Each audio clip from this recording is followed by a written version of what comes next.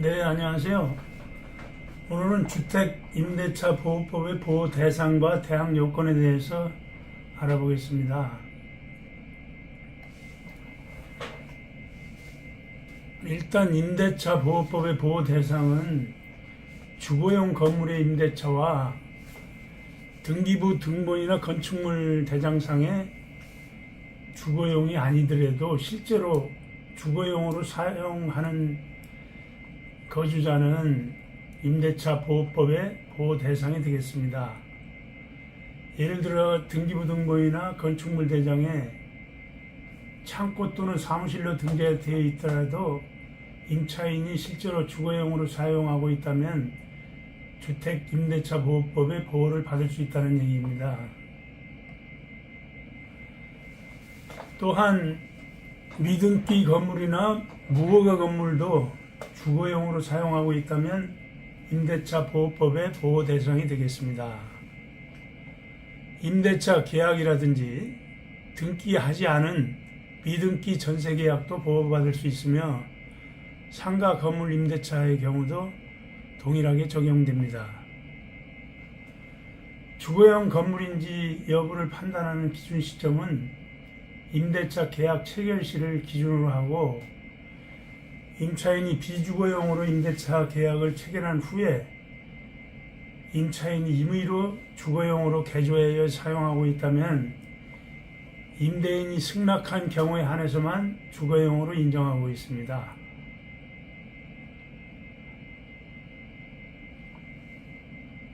판례로 주택임대차보호법 주거용 건물에 해당하는지 여부의 판단 기준을 살펴보겠습니다. 주택임대차보호법 제2조의 소정의 주거용 건물에 해당하는지 여부는 임대차 목적물의 공부상의 표시만을 기준으로 할 것이 아니라 그 실제 용도에 따라서 정해야 된다는 내용입니다. 대법원 1996년 3월 12일 선고된 판결입니다.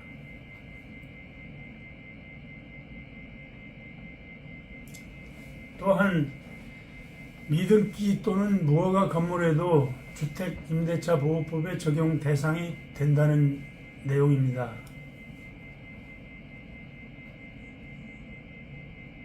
주거 생활의 용도로 사용되는 주택에 해당하는 이상 비록 그 건물이 아직 등기를 마치지 아니하였다고 하더라도 임대차 보호법의 적용 대상이 된다는 대법원의 판결입니다. 다음은 주거용 건물인지 여부의 판단 기준은 주택 임대차 보호법이 적용되려면 먼저 임대차 계약 체결 당시를 기준으로 건물의 구조상 주거용 또는 그와 겸용될 정도의 건물의 형태가 실질적으로 갖춰져야 하고, 만일 그 당시에 주거용 건물이 존재하지 아니었는데 임차인이 후에 임의로 주거용으로 개조하였다면 임대인이 그 개조를 승낙한 경우에 한해서 임대차 보호법의 적용을 받을 수 있는 것입니다. 따라서 임대인이 승낙하지 않고 임의로 개조를 하였다면 임대차 보호법의 적용을 받을 수 없는 것이죠.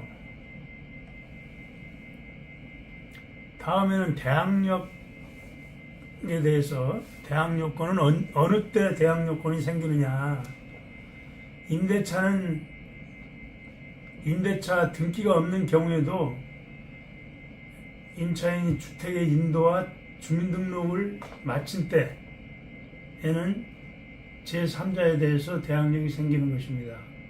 즉 전입신고를 한 때에 주민등록을 한 것으로 보며 주택의 인도와 주민등록을 마친 때 대항력이 생기는 것입니다.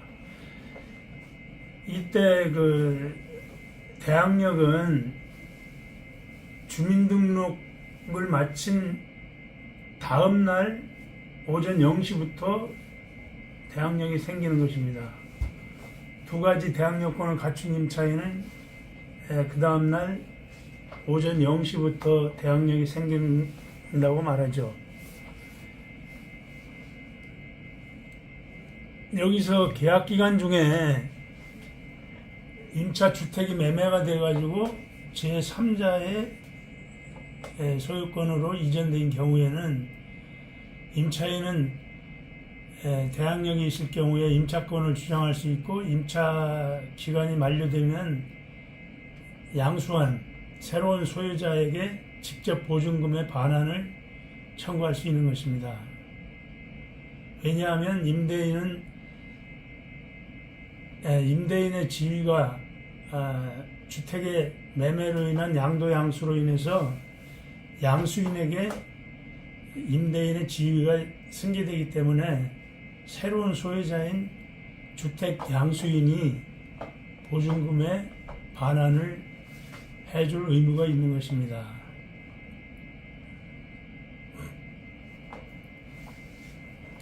대항 요건에 대한 다음 사례를 보면, 계약 기간 중에 임차 주택이 경매로 소유권 이전된 경우,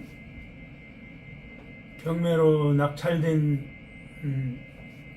경우에 임차권이 소멸되는 것이 원칙입니다. 그러나 대항력을 갖춘 임차인인 경우에는 매수인에게 임차권을 주장할 수 있는 것이 법적인 그 대항 요건을 갖춘 경우 대항력을 주장할 수 있는 것입니다. 그래서 대항력 있는 임차인은 낙찰받은 매수인으로부터 보증금 전액을 받을 수 있는 것입니다.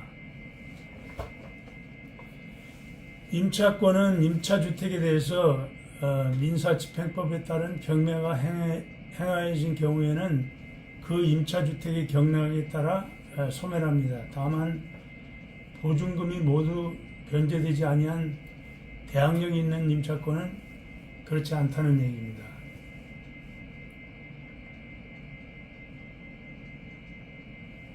사례를 보면 임대인 각과 임차인 을은 주택 임대차 계약을 체결했는데, 임차인 을은 임대인에게 보증금을 지불하고 임차주택에 입주 및 전입 신고를 마쳤는데, 계약 기간 중에 임대인 갑이 병에게 임차주택을 매매로 소유권을 넘겨주었다. 이 경우에 새로운 소유자 갑이 임차인 을에게 집을 비워달라고 할 수 있느냐, 이런 얘기인데, 두 번째 질문은 계약 기간이 만료되어 보증금 반환하여야 할 경우 임차인은 누구에게 보증금 반환 청구를 하는가? 질문 3의 경우는 임차인 을이 주택을 점유하여 사용하고 있으나 전입 신고를 하지 않았다면 이 경우에도 새로운 소유자 병에게 자신의 임차권을 주장할 수 있는가? 세 가지 질문인데, 첫 번째 질문은 새로운 소유자, 주택을 양수한 병이 임차인 을에게 집을 비워달라고 할 수 있느냐? 이 경우 대항력을 갖춘 임차인일 경우에는 집을 비워달라고 할 수가 없습니다. 지금 임차인 을은 임대차 계약을 체결하고 전입신고를 마치고 입주를 했다, 이렇게 되어 있는데, 점유와 전입신고를 마친 경우에는 대항력이 생기는 것입니다. 그래서 새로운 소유자 병에게 임차권을 주장할 수 있는 것입니다. 두 번째 질문은 계약 기간이 만료되어 보증금을 반환받아야 할 경우 임차인 을은 누구에게 보증금 반환을 청구해야 하는가? 이것은 주택 양도 양수를 함으로써 소유권이 이전되며 임차권 임대인의 지위도 갑에서 병으로 임대인의 지위가 이전되기 때문에 보증금을 새로운 소유자인 병이 을에게 보증금 반환을 해줄 의무가 있습니다. 그래서 임차인 을은 새로운 소유자인 병에게 보증금 반환을 청구할 수 있습니다. 그리고 세 번째 질문은 을이 주택을 점유하여 사용하고 있으나 전입신고를 하지 않았다면 새로운 소유자 병에게 임차권을 주장할 수 있는가? 앞에서 말씀드린 바와 같이 대항력이 생기기 위해서는 전입신고와 점유를 해야 됩니다.